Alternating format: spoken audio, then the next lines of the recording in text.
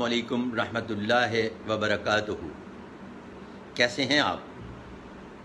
یہ ایک چھوٹی سی کوٹیشن ہے، اس کو ذرا غور سے پڑھیے گا۔ پہلا حصہ پڑھ لیا، دوسرا حصہ بھی پڑھ لیا۔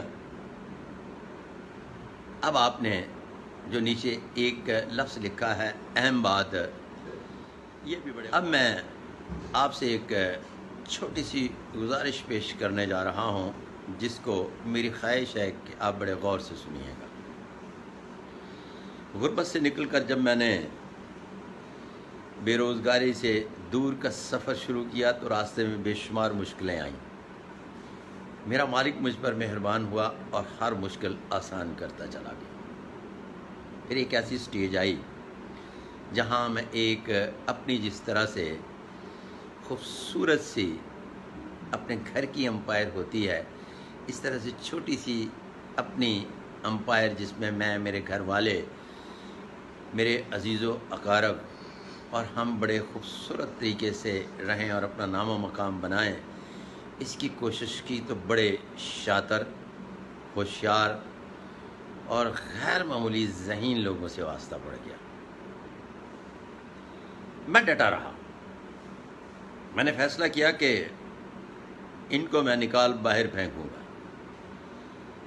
ایک ایک کو پکڑ کر ایک ایک جرم کا حساب لوں گا۔ بہت کوشش کی۔ ہوا یہ کہ جب میں نے یوں کر کے دیکھا تو ادھر ایک نہیں کئی ایک عورتوں کا سکواڈ تھا جو بنا وجہ سکینڈلائز کرتے ہیں۔ آنکھوں میں آنکھیں ڈال کے انہوں نے کہا کہ بندہ بن۔ میں نے کہا اچھا جی۔ جب ادھر دیکھا تو روپے پیسے کی بنیاد پر بے شمار کام کرنے والے ورکر موجود تھے، اور انہوں نے بھی کہا عزت بجاتے بھج جا۔ میں بھی بڑا ایک عروج و ارتقاء کی منزل پر پہنچنے کا زبردست خواہش مند آدمی ہوں، اور کبھی مشکل حالات سے نہیں ڈرتا، اللہ سے مدد مانگتا ہوں۔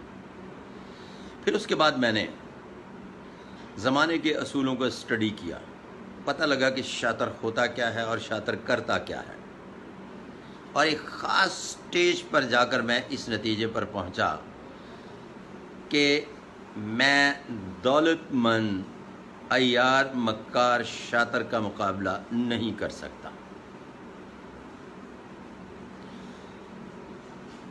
بعد از انتہائی غیر معمولی سوچ بچار اس نتیجے پر پہنچا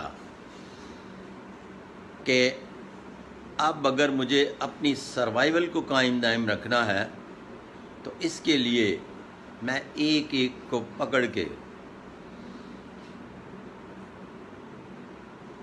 ان سے پورا نمٹنا تو میرے بس کا روگ نہیں رہا، لیکن میں ان کو بے نقاب ضرور کر دوں گا۔ اور اس کے بعد میں نے ایسے ہی کیا۔ ایک کو پکڑا،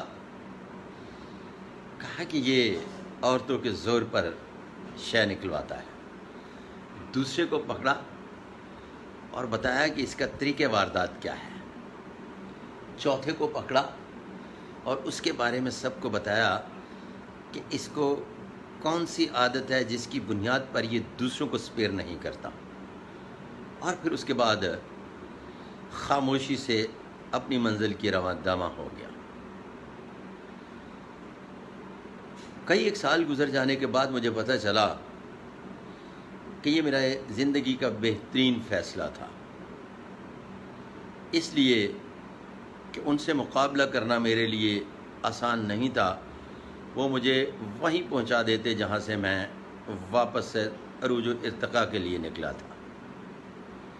لیکن یہ فیصلہ